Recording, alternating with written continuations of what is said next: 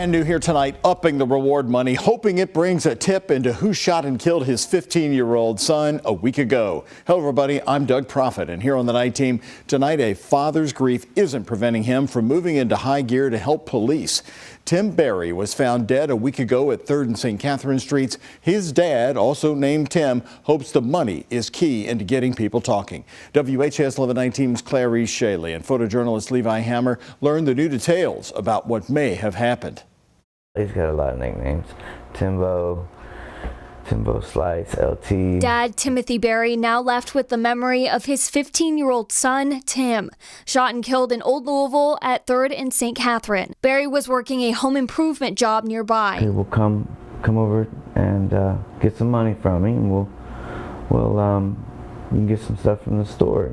And so he said, okay, I'll be there in 10 minutes. Berry saying his son was shot in the head. He posted on these flyers that the 911 call from witnesses say they saw 2 black men in their early 20s wearing jeans and black hoodies and leaving in a gray Malibu with no tag last Wednesday. I came out, I seen all the police cars. That's when he started sending texts. I started getting a little mad, thinking he just wasn't answering me, but praying it wasn't him there. Finding out on the news about him being taken to the hospital. Going from a little frustrated that he wasn't answering you to all of that. It's like a parent's worst nightmare. Yeah, absolutely. That I'm never going to wake up from. Berry is now offering a reward for tips leading to an arrest. Figured I need to do something. I got to do something. Berry has been going around changing that reward amount from $5,000 to $10,000 now. For anyone who has any information about the shooting death of his son, he has posters all over Louisville, even in the area where it happened. No, I can't touch anything. Tim's room is virtually untouched. I come in here and lay on his bed sometimes. Just to smell it. As a grieving father continues to look for answers. I just hope somebody comes forward. Somebody's got to know something. Yeah, somebody knows something. And there was 2 men. So, hey, you know, if I was one of those guys that didn't shoot him, I'd be thinking about collecting. Hoping a tip solves what he calls a monstrous act of violence. In Louisville, Clarice Shaley, WHAS 11 on your side. You can help detectives by calling anonymously anytime. The 574 LMPD Metro Police tip line is open. You can also use the online portal. Tim's death, by the way, is the 80th open homicide case in Louisville being investigated right now. Today in Bullitt County, a mother pleaded guilty to shooting and killing her 2 young sons. Tiffany Lucas pleading guilty to shooting her sons Maurice and Jaden, just 6 and 9 years old. Attorneys for Lucas originally planned on using an insanity defense, but reversed their course within a month. Now a judge will decide how long she spends in prison. One of the boys' aunts telling us she hopes Lucas never gets out. She should have to stay in prison. Give them some form of justice. This isn't right. She's a monster. She can play this shy role all she wants to in court. You're a monster. You were a monster to them at the end of the day. That's what you became to them.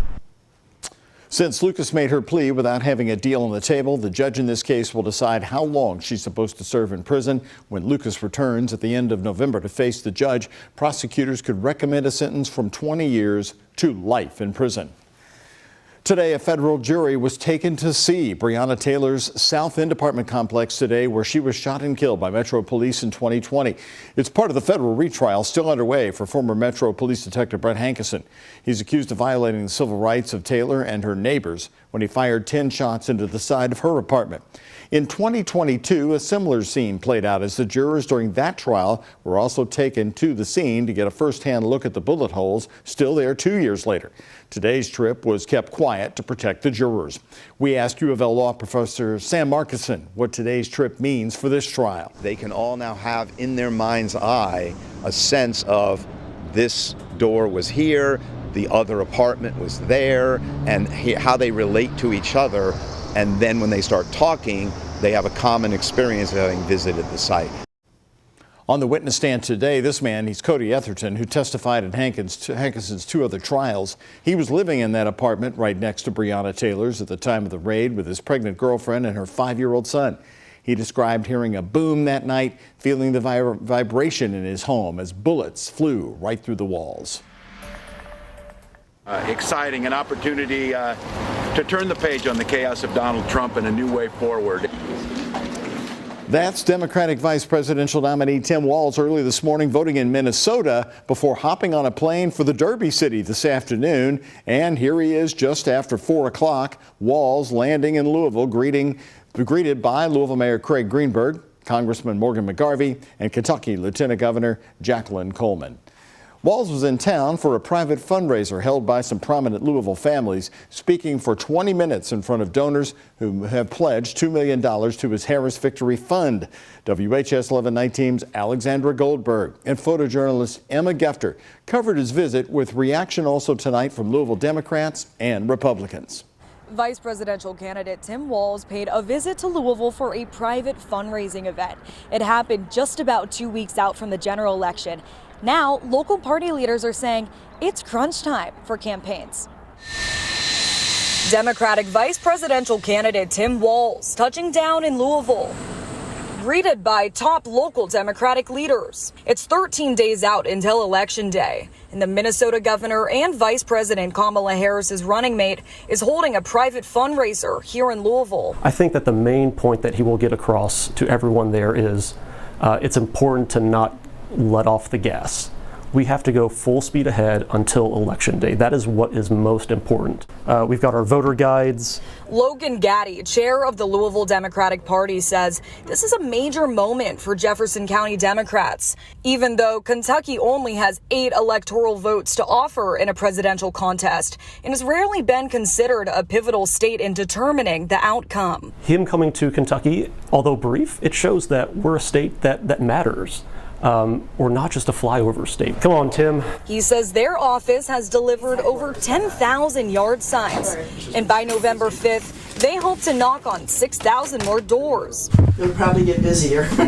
At the Jefferson County Republican Party headquarters, volunteers are handwriting mailers for Trump. Swing states, battleground areas. Charlie Bell, vice chair of the Jefferson County Republican Party, says now it's crunch time. We're out walking, we're canvassing, we're promoting our candidates. Bell says they have over 50 volunteers, and the county party has delivered over 1,000 Trump yard signs and thousands more for local GOP candidates. Craven, who's running for Congress, another Crystal Bass. Now, she says it's all about what happens at the ballot box. If we can get everybody that's really registered to vote, we will be in a much better position, and not just as a county party, but as a whole. I asked both major parties if they thought Walz's appearance in Louisville will matter for voter turnout. No, not particularly in this state, but representation counts on all sides. Tim Walz is a very charismatic individual, so anywhere he goes, he brings enthusiasm, and I love that about him. Though the doors to the fundraiser are closed,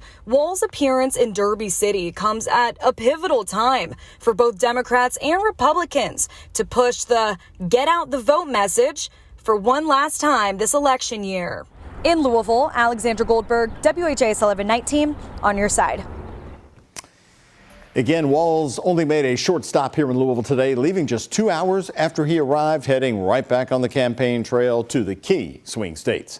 Now, Vice President Kamala Harris spent much of her day in Philadelphia for a town hall meeting there this morning. Before leaving for Philadelphia, Harris appeared before reporters commenting on John Kelly's new remarks to the New York Times. Kelly, a retired 4-star Marine general, was Donald Trump's longest-serving chief of staff.